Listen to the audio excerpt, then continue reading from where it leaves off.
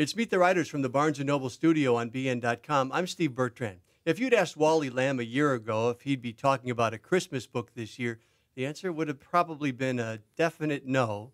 And yet here he is with Wishin and Hopin.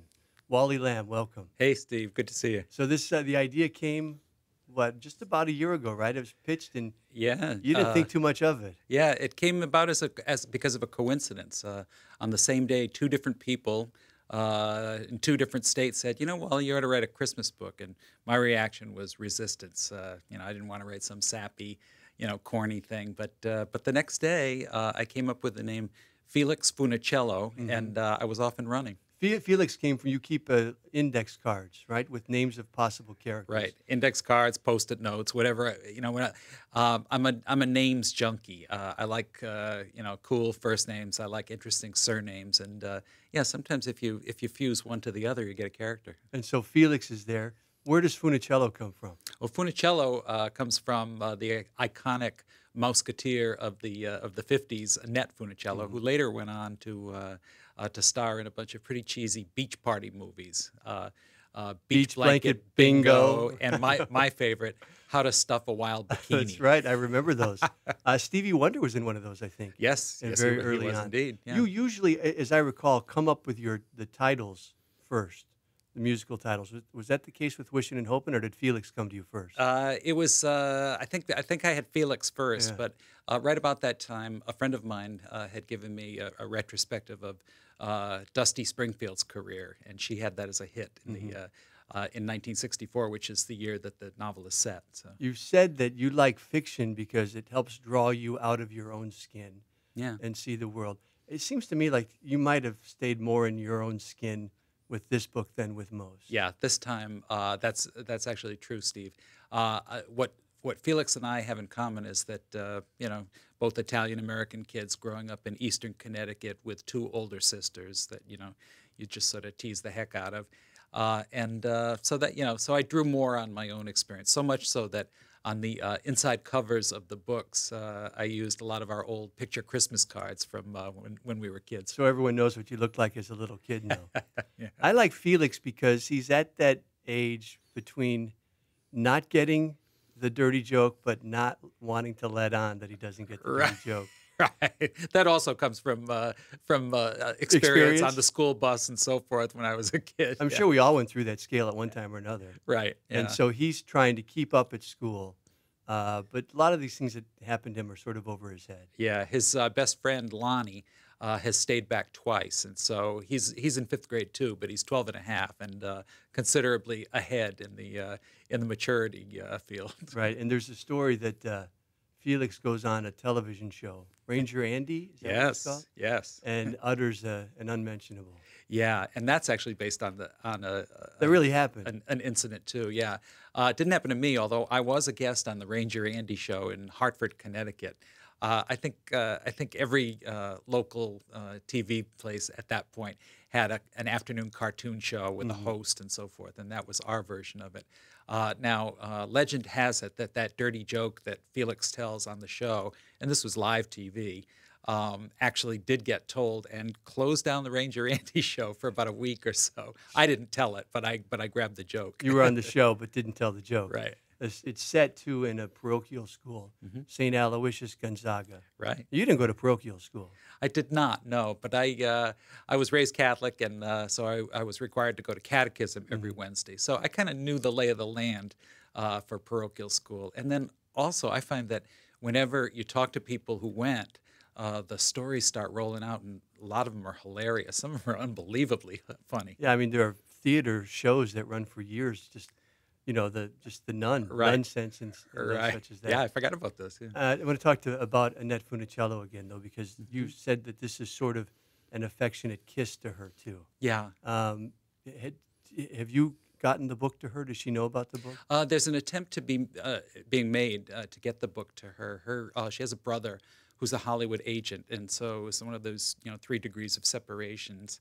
And my understanding is that she is in pretty rough shape these days with in the advanced stages of multiple sclerosis, and so we're sending her the audio as well as the book, and I like to think that maybe someday she'll give it a listen and get a smile.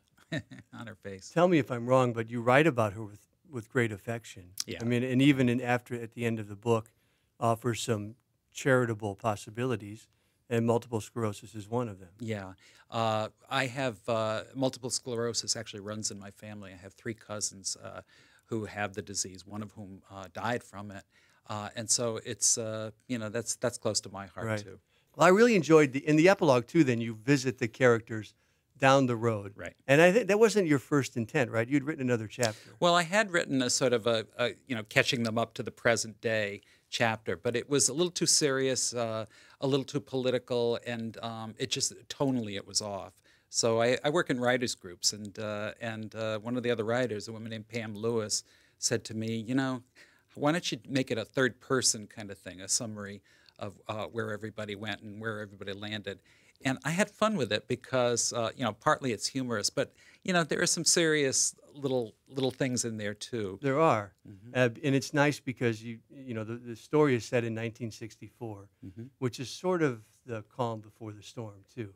Yeah, but also, in many ways it was because, in the mid to late 60s, that's when things began to blow up a lot.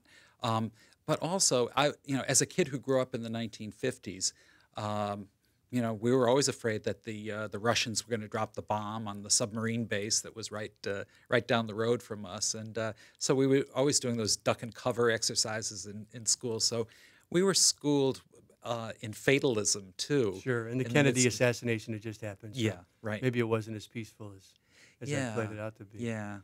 How are you still teaching or working with the women in prison? I am. Yeah, I just passed my my 10th year as a volunteer down there. And how is that going for you? It's going well, and the women have the workshop once a week.